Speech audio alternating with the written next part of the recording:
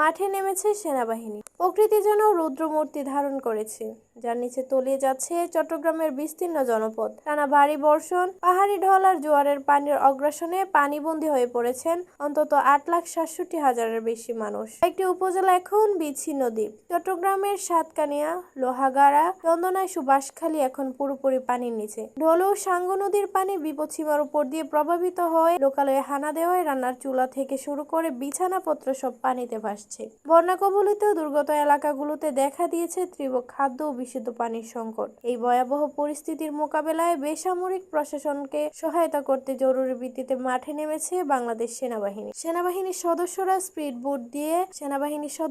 Speedboat নিয়ে দুর্গত প্রত্যন্ত এলাকায় দিনরাত উদ্ধার অভিযান চালাচ্ছেন। এই সময় দাঁড়িয়ে বন্যার তোড়ে যাতায়াত ব্যবস্থা সম্পূর্ণ ভেঙে পড়েছে এবং ফসলের মাঠ ও মাছের ঘের তলিয়ে যাওয়ায় কোটি কোটি টাকার ক্ষতি হয়েছে। প্রশাসনের পক্ষ থেকে শত শত আশ্রয় কেন্দ্র খোলা হয়েছে এবং সরকারি